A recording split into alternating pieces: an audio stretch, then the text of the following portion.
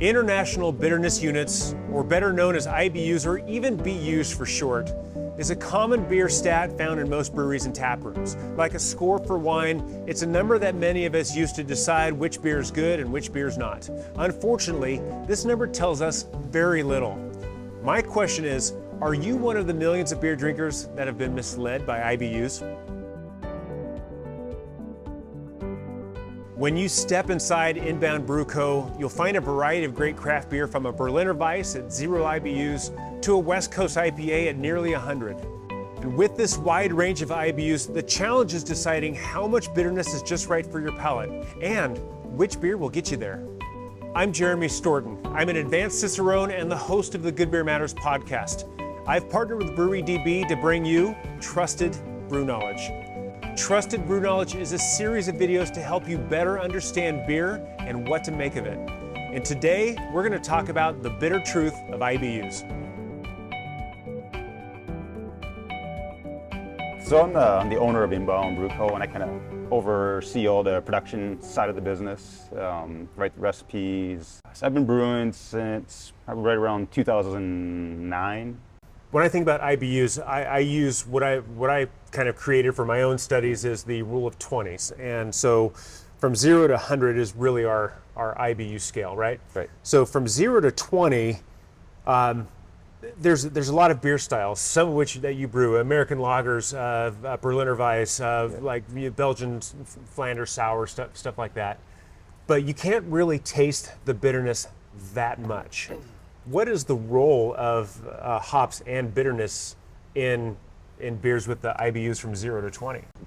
Most of it is a little bit of their preservatives, right? So they help keep the beer fresh, and they give that, like a fresh character. And also, like when you're drinking a beer, I mean, you don't really think of Pilsners as a very sweet beer. It's a nice hot weather beer. Yeah. But at the same time, like if there was no hops in it, it would just kind of sit on your tongue, and you would have this sweet aftertaste. Mm-hmm. So the hops kind of are there to like clean that up, Yeah. I think of like those beers where I can tell there's some hops in there not because I can taste the hops, but it's more like the negative space. I can tell that like the sweetness hasn't like gone on a runaway train. Right. The hops are there to kind of hold it back. Yeah, and if you get it right, because sometimes you get a little maybe heavy on the bitterness, and it's and you can kind of taste that a little bit. But if you get it right, it's kind of like just dries your mouth out, and you're like why should I set this beer down? I need to have another swallow. Yeah. Yes.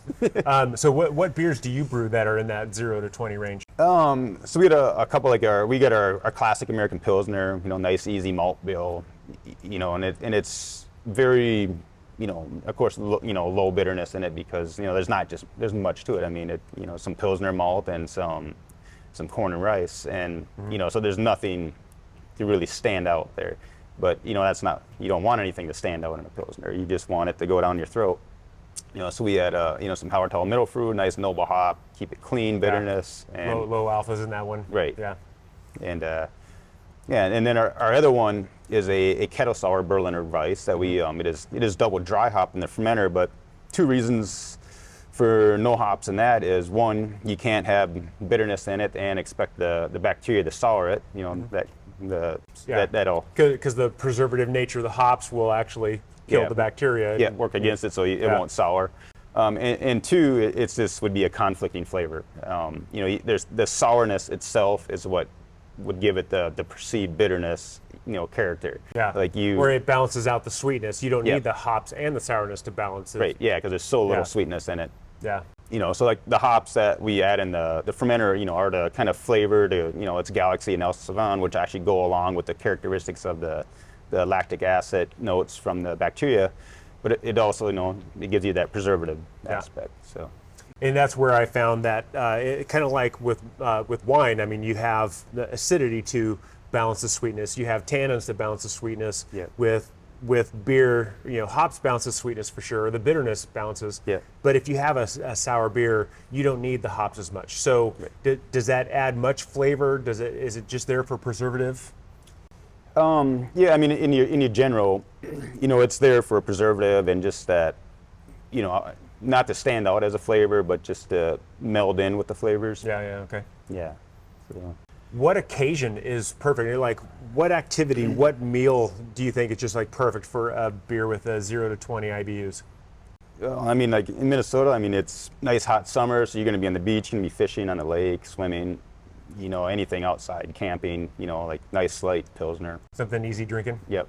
Yeah. And what, like a hot dog or burger or some like a summer Yeah. barbecue type of idea? Oh yeah, be at the Minnesota State Fair, anything on a stick. You know? Anything on a stick. Perfect. Yep. 0 to 20 IBUs, anything on a stick. Perfect. Got it.